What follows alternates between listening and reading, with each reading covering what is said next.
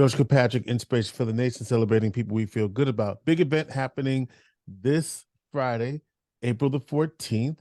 And it's being put on by Valerie Hill. And she has a new business, not new, but she's striking out on her own, Unique Impact Solutions. She's been hosting a series of conversations throughout the community. And Valerie, talk to me about what you do and what you're doing and what your purpose is for hosting these conversations. Sure. I consider myself now as a community advocate consultant. So I'm basically having these dialogues and these communications because I see a great need. This need came about talking to children, talking to people in the community, conducting surveys, and doing assessments. So one thing that a lot of people are very concerned about is the gun violence that's going on right now. Sure. Just on Monday, unfortunately, we lost another young man of age of 26 years old. Mm-hmm. Very young, very young. And in fact, in a matter of the last month, we have lost 10 young men due to gun violence. Like And lost. it's death. Wow. And when you say it that way, I didn't even, I wasn't even counting. That's a lot. That is a lot. And so what are you hearing young people say? And what are we going to hear at this next forum? And where is it? And how do people get to it? So the next forum, it is called Community Take Back. And yes, it is sponsored by myself, Unique Impact Solutions. April 14th, time is 6 p.m.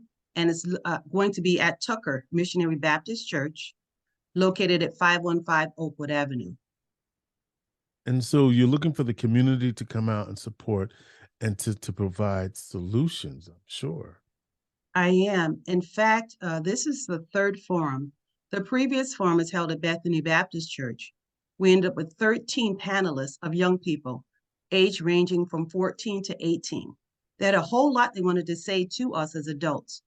Unfortunately, we had about 60 maybe adults in the audience, but they were looking for more. So I told them I would put a plea out and hope that more adults will come and support what they're doing.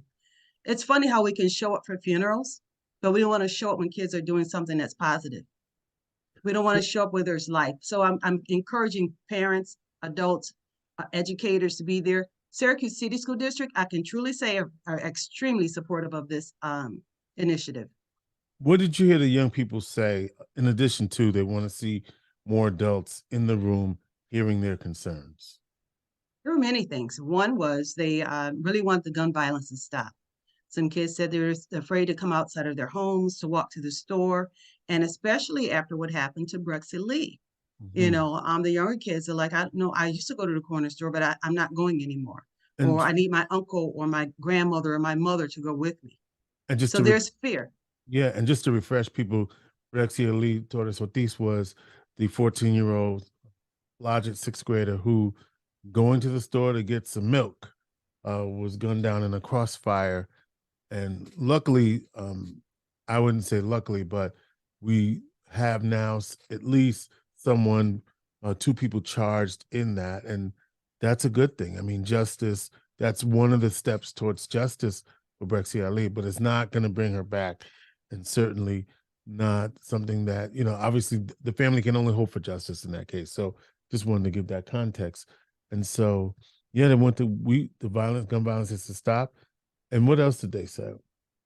They also said that they wanted to be better siblings. Mm. One young man said, I want to be a better siblings to my brother, my little brothers, my little sisters, and to be a great role model for them, and also be there for my mom, because my mom, it's just me, my mom. My dad's not with us.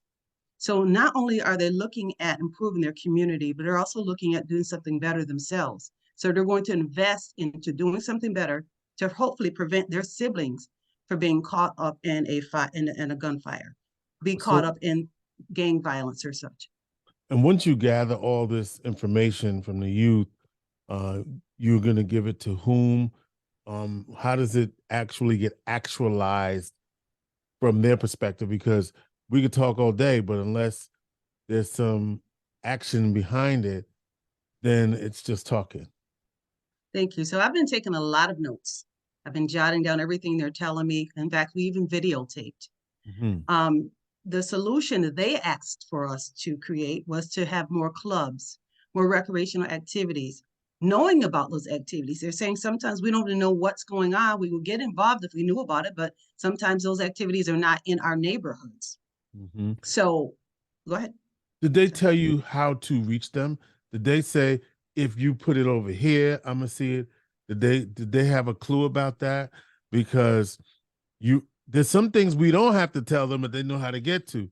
That's But true. for these things, did they tell you, okay, but if you put it over here, I'm gonna see it, or was there any sense of that? And maybe that's a question that could be answered at this forum. Where do So you? So we did ask. And of the 13, I think 6 answered the question and said, well, we think the schools need to do a better job of letting us know of other things we can do, even outside of the school. Mm-hmm. So part of my research and solution base for this is to invite the schools, which are coming, and they're going to provide us with activities that they have within the schools that kids may or may not be aware of, and other outside activities. For an example, Contact is another organization. We're also trying to get like 100 Black Men to be there for that day as well, because we want kids to start signing up for these things now. We want to make the parents aware of everything that's going on. There's a lot going on in Syracuse, but really everybody's not connecting. Like, we're not communicating. So this would be a great way for us to communicate and say, look, we have this summer camp program coming up and we can actually pay you for it. You know, there's stipends. You can take a life course, a swimming course, you know, maybe be a lifeguard. So those are the things we're going to be talking about on April 14th in order to answer some of the questions that the kids have asked, and also to provide them with opportunities and put them in a positive environment.